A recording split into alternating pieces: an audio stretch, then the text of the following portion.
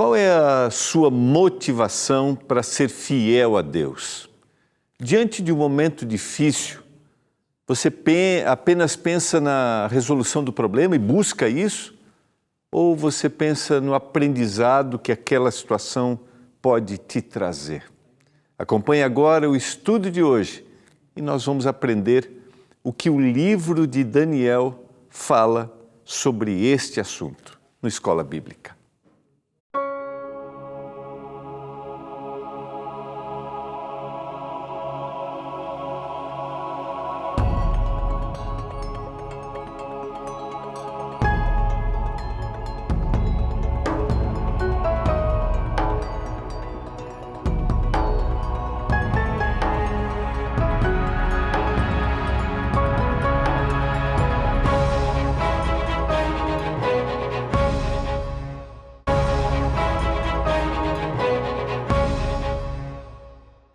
Olá, tudo bem com você? Que alegria! Estamos juntos mais uma vez aqui no programa Escola Bíblica. Como é que você está passando sua semana? Tudo tranquilo, tudo em paz? Notícias ruins? Desafios? Histórias que se repetem? Que o Senhor Jesus esteja aí com você. Tenha a certeza de que você não está sozinho. Estamos juntos mais uma vez para estudarmos a Palavra de Deus aqui no programa Escola Bíblica, através dos guias e estudos que são produzidos pela nossa escola. Isso mesmo, aqui na Novo Tempo nós temos uma escola de ensino da Bíblia que produz guias como esse que a gente está estudando nesta temporada. Estamos estudando Profecias de Daniel, baseado num livro profético do Antigo Testamento, o livro de Daniel. E eu quero convidar você a ler o livro de Daniel, a estudar com a gente. Eu não sei se você lê normalmente, se você acredita ou não, mas você sabe que entender a profecia bíblica nos dá certeza de que o Senhor está no controle de todas as coisas, Ele é soberano, ainda que Ele deseje que algumas situações não aconteçam no nosso viver. Mas olhar para a profecia bíblica é olhar para o futuro com segurança, com confiança, apesar dos desafios que nós temos e que nós teremos. Você já é um aluno da Escola Bíblica? Ainda não? Quero te convidar. Seja um aluno da Escola Bíblica, peça o seu guia de estudos, mande mensagem agora para o nosso WhatsApp, acesse o nosso site ou ligue para a gente no horário comercial. Esse aqui é o nosso guia, vou mostrar aqui para ti. Está aqui, Profecias de Daniel. Você tem aqui lições baseadas em cada capítulo que nós estamos estudando a cada semana. Estamos na lição número... Eu sempre confundo porque a gente está um capítulo atrás da lição que a gente está estudando. A gente está no capítulo 3 e na lição número 4, a prova de fogo. Estamos estudando a grande descrição histórica da fornalha. A gente vai terminar hoje e amanhã, né? Essa análise histórica com lições espirituais, a construção de uma estátua de ouro que não foi só um empreendimento, não foi só uma construção, havia um propósito espiritual do tema da adoração que nós estamos estudando. Lembrando a você, olha, está aqui essa lição, você tem algumas perguntas, são 9 perguntas, eu vou mostrar aqui para ti, e é importante que você faça aqui as lições, aqui estão os textos, é um resumo do que nós estamos apresentando, e depois, não esqueça, você preenche todas as lições e você faz contato com a gente para que você receba o seu certificado. Isso mesmo. Nós queremos que você seja reconhecido pela sua dedicação. Você também pode baixar o PDF, também através desses contatos, né? O WhatsApp é o 129 82 44 44 49, o nosso site é o novotempo.com/escola bíblica ou 0 operadora 12 21 27 31 21, que é o telefone para você ligar no horário comercial. Você baixa o PDF, preenche, da mesma forma, faz contato com a gente através do nosso WhatsApp para receber o seu certificado. Tá bom? Então fica aqui a minha motivação. Vamos orar a Deus nesse momento, mais uma vez, para abrirmos a sua palavra. Se você tem aí a sua Bíblia, é o capítulo 3 do livro de Daniel. Vamos orar? Pai do céu, nos dê compreensão ao abrirmos a tua palavra neste momento. Nos dê entendimento, que a gente tire do texto bíblico aquilo que o Senhor deseja, aquilo que o Senhor desejou ao inspirar o autor bíblico. Que a gente compreenda, mas que a gente aplique, que isso nos leve a uma decisão. Eu suplico por isso. Peço uma bênção por cada um dos nossos telespectadores, em nome de Jesus. Amém. Olha, antes de eu começar a lição, o diretor me falou aqui, se você não pediu ainda o seu guia de estudos, ou se você ainda não é um aluno da escola bíblica, a gente tem um recadinho de forma aí, um pequeno VT, para você dar uma olhadinha, como é que você pode acessar o nosso site ou o link que você vai receber fazendo contato pelo WhatsApp. Dá uma olhadinha, podemos colocar agora? Pode ser? Então, se você viu um guia de estudos anunciado aqui na TV Novo Tempo e ficou interessado, é só entrar no site novotempo.com/escola bíblica, escolher o estudo, colocar os seus dados, selecionar a sua região, assinalar a opção TV e o programa que você conheceu o guia de estudos. E pronto! Logo você vai receber seu material em casa. TV Novo Tempo, o canal da esperança. Tá aí, ó, é bem simples. Se você mandar mensagem para o WhatsApp, você vai receber o link que vai dar os mesmos passos, tá? São 5 passos, bem fácil de você preencher, bem simples. Eu tenho a certeza que vai ser uma bênção para a sua casa, para a sua família, a compreensão, o entendimento da palavra de Deus, porque esse é o objetivo da Escola Bíblica da Novo Tempo, ensinar a Bíblia. Eu quero retomar o nosso estudo. Ontem nós terminamos apresentando o tema da verdadeira adoração, que é o que está em jogo aqui no capítulo 3, a estátua que foi construída, o desejo de Nabucodonosor de perpetuar o seu reino, baseado no capítulo, estamos no capítulo 3, baseado no capítulo 2, em que ele teve um sonho da estátua que representava cada fase, cada reino, e no capítulo 3, e Daniel, através do que Deus revelou, Daniel mostrou que esse sonho representava os reinos que passariam e depois um reino que seria instituído para sempre. Baseado nisso, querendo perpetuar o seu reino, ele constrói uma estátua de ouro e ele deseja que todos adorem essa estátua, todos são convocados de todas as nações para que o reinado, estamos falando do rei mais poderoso do mundo habitado nesta época e da nação que controlava este mundo, que é o reino da Babilônia. Ele desejava que todos o adorassem e reconhecessem e o seu reino fosse perpetuado, fosse eterno. Mas a profecia não erra, esse reino passaria. E agora nós estamos estudando esse empreendimento, a estátua, 60 côvados de altura, por 6 de largura, a simbologia de unidade dentro da cultura da Babilônia, a totalidade dos deuses da Babilônia, o maior e o menor deus da Babilônia. Isso tem uma associação lá com o capítulo 13 do Apocalipse, com a totalidade, aquilo que se opõe a Deus do número 666, da marca da besta, que a gente vai estudar na sequência, depois de estudarmos aqui o livro de Daniel. E eu quero partir daqui, a sequência a gente vai pegar o capítulo 3 e o verso 6. Ele faz um decreto, né? Qualquer que não se prostrar e não adorar, será no mesmo instante lançado na fornalha de fogo ardente. É bom a gente lembrar, dentro de um contexto histórico, que as fornalhas faziam parte normal, né, da paisagem da região. Então, eles usavam essas fornalhas para a fabricação dos tijolos.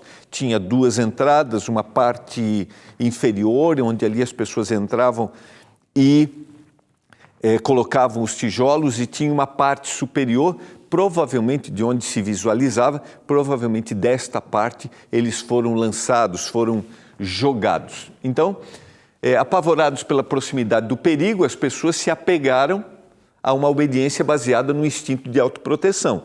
Então, assim, se não adorar, vai ser jogado na fornalha. Então, nós temos aqui algo precisa ser feito. Então, eu vou adorar e a gente falou ontem que essa adoração se dava através da música, essa mecanicidade, sabe, de adoração, sem reflexão, e aí a gente refletiu um pouquinho sobre por que adoramos, como adoramos. Isso está ligado à nossa, sabe, a nossa razão, nosso intelecto, as nossas emoções. Não é algo mecânico, não é algo que eu não vou refletir. Sempre a verdadeira adoração vai me trazer reflexões. Pode me emocionar, pode me tocar, pode, mas isso não pode desviar de mim a racionalidade. E nós estamos falando aqui de uma mecanização do ato e agora de uma ameaça.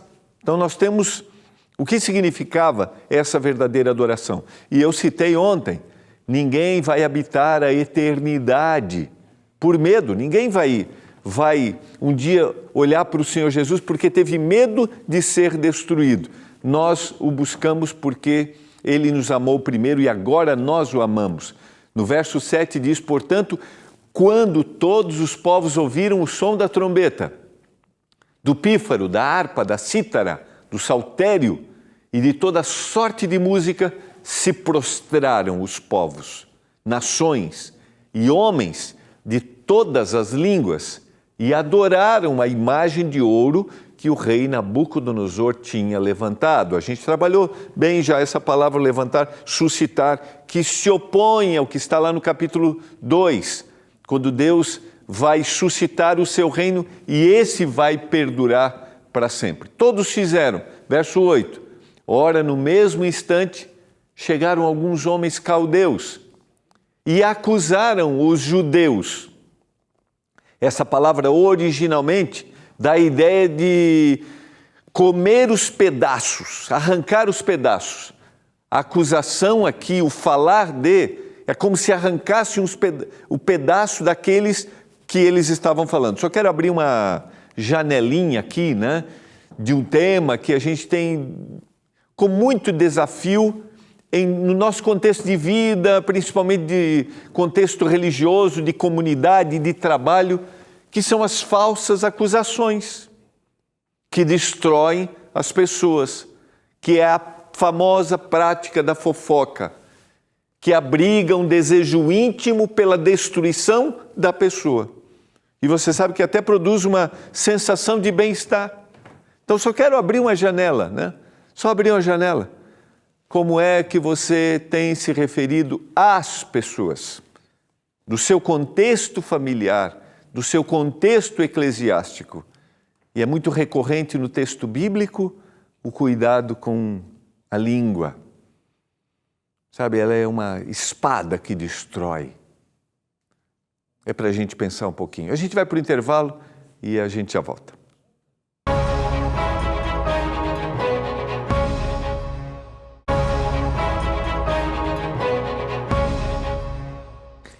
Estamos de volta, você está acompanhando o programa Escola Bíblica, aqui pela TV Novo Tempo. Estamos estudando o capítulo 3 do livro de Daniel, do Guia de Estudos Profecias de Daniel. A gente foi por intervalo com a citação daqueles que em algum momento Daniel e os seus amigos intercederam, a vida foi preservada, porque eles interpretaram pelo poder de Deus o sonho no capítulo 2, mas agora esses mesmos estão acusando. A palavra originalmente dá ideia como se estivessem destruindo.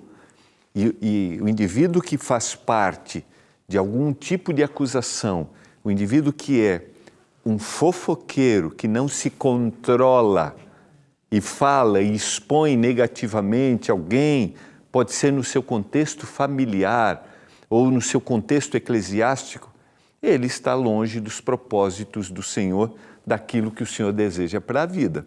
E que isso fique bem claro aqui para a gente, que é destruidor, extremamente destruidor. Vamos na sequência, para a gente, esse não é o nosso foco de hoje, mas isso aqui é importante para a nossa reflexão, tá?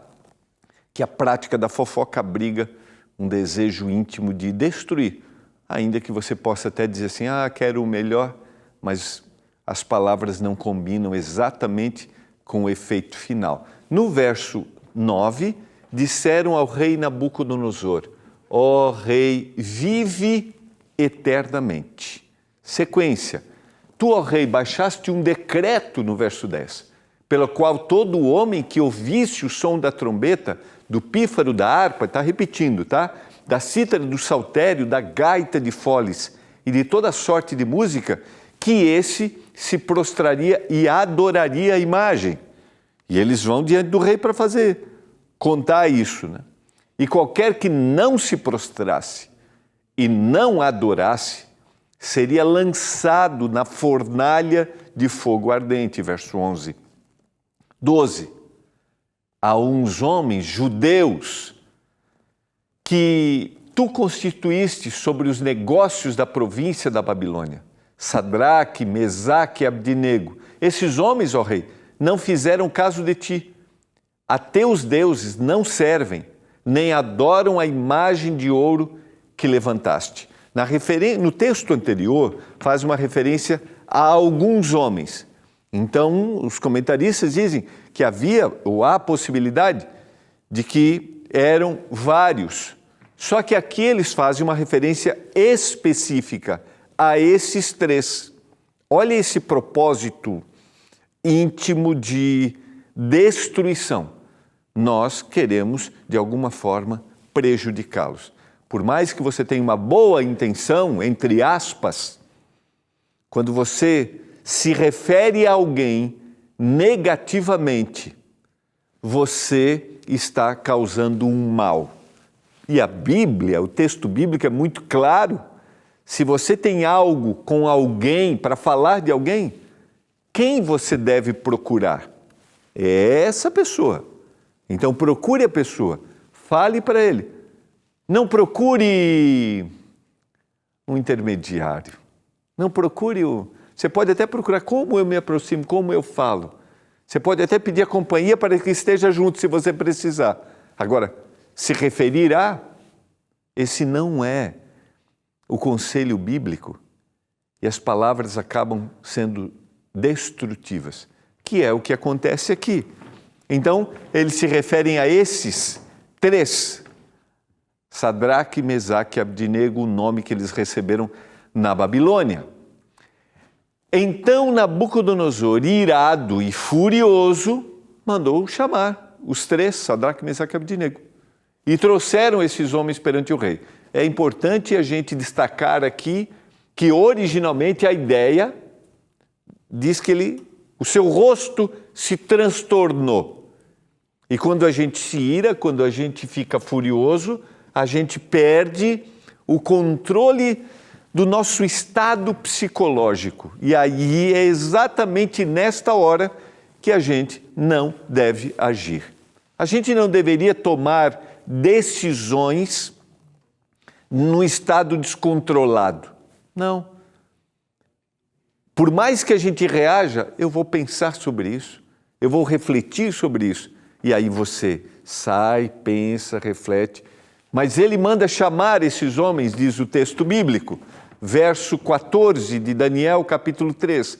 Falou Nabucodonosor e lhes disse, é verdade, ó Sadraque, Mesaque e Abdinego, que vós não servis a meus deuses, nem adorais a imagem que levantei? Eu. A centralização naquilo que ele quer, naquilo que ele deseja. A gente vai estudar semana que vem o capítulo seguinte, o capítulo 4, quando Deus vai atuar de forma... O Senhor sempre está procurando formas de levar a gente à reflexão e nos trazer a salvação. E Ele faz isso no mundo inteiro, eu sempre gosto de citar isso, né, com todas as pessoas. De todas as formas, Deus está tentando se revelar, dar recados e mostrar para a gente que nós precisamos estar diante dEle para que haja uma transformação. E na semana que vem a gente vai ver que o Senhor trabalha no coração deste homem, deste líder, e Deus está trabalhando no coração de todos. Verso 15. Agora, pois, estáis dispostos, e quando ouvirdes, o que vocês estão fazendo? Estáis dispostos, e quando ouvirdes o som da trombeta, do pífaro, da cítara, da harpa, do saltério, da gaita de foles, prostrai-vos e adorai a imagem que fiz. Porém, se não adorardes, sereis no mesmo instante lançados na fornalha de fogo ardente. E quem é o Deus que vos poderá livrar das minhas mãos? Lembra bem como é que ele terminou o capítulo 2? Reconhecendo que não havia um outro Deus. E agora ele pergunta assim, quem é o Deus que pode livrar? Eu queria dizer para você, nesse momento, talvez sua fé esteja sendo questionada. Talvez sua fidelidade possa ser questionada. É possível. Onde está o teu Deus? A gente vê isso muitas vezes, repetidas vezes no texto bíblico. Confie, porque o Senhor está contigo. Ninguém pode duvidar do Deus criador e mantenedor de todas as coisas. Não sei se você crê nisso ou não. Sequência, verso 16 do capítulo. Eu quero fazer uma comparação aqui, que é interessante, né? Que eu fiz a citação, é só para comparar o 2,47 com o 3,15. Quem é o Deus que vos poderá livrar das minhas mãos? Certamente o vosso Deus é o Deus dos deuses. As palavras que ele havia dito. E agora o questionamento que ele está fazendo. E o verso 16. Responderam Sadraque, Mesaque e Abdinego, ó rei, ó Nabucodonosor, quanto a isto não necessitamos de te responder. Olha a ousadia e a certeza da resposta. Nós não precisamos te responder. Se o nosso Deus a quem servimos quer livrar-nos, Ele nos livrará da fornalha de fogo ardente e das tuas mãos, ó Rei. Se Ele quiser, Ele vai nos livrar. Se não, fica sabendo, ó Rei, que não servimos a teus deuses, nem adoraremos a imagem de ouro que levantaste. Para mim, aqui está uma das grandes, talvez, lições aqui, né? A lição mais importante que a gente encontra nesse capítulo. E quando eu preparava esse tema, eu pensei nessa música aqui. Eu não vi o mar se abrir, não vi o coxo andar, não vi o gigante cair, mas eu escolhi confiar. Eu não vi Jesus ressuscitar, não vi o pão multiplicar, mas pela fé o justo viverá. Muitos duvidam e zombam de mim. Teu Deus não existe e não vai te ouvir. Mas isso não vai me abalar, pois a fé não consiste no que eu posso ver, mas crer que o impossível vai acontecer. Me ajude a crer. Se o mar não abrir e o faraó me alcançar, eu não vou desistir, eu não vou duvidar. Se o gigante não cair e se a fornalha me queimar, mesmo que eu morra aqui, eu sei que amanhã eu vou acordar. Jefferson Pilar, depois procura aí, assiste o vídeo. E se? Esse é o tipo de crença que a gente tem o desafio de alcançar, sabe? Não seguir a Deus porque eu vou ganhar alguma coisa em troca. Não estar ao lado de Deus porque eu vou ser favorecido. Não. Estar ao lado de Deus porque eu confio. E é impressionante a reação dos 3 amigos. É impressionante. Se Ele quiser, Ele nos livrará. Se não, nós não vamos servir aos teus deuses. Nós só temos um Deus para servir. Eu quero orar. Estou falando para você que talvez esteja triste, decepcionado, e talvez esteja em dúvida de crer. Ou talvez esteja se aproximando muitas vezes para receber bênção, mas nem sempre elas virão de forma imediata, acontecerá aquilo que você deseja. Mas decida confiar. Pai do céu, não é fácil, não é simples, mas nos ajude a confiarmos independentemente do que possa acontecer, do que vai acontecer. Eu suplico por isso, em nome de Jesus. Amém. Foi bom demais a gente estar junto, essa é uma história surpreendente. E amanhã nós vamos ver a última parte. O que acontece com eles? O que acontece com esses 3 amigos? Que Deus esteja do seu lado, que você sinta essa presença e confie, Ele está aí. Um abraço, até amanhã.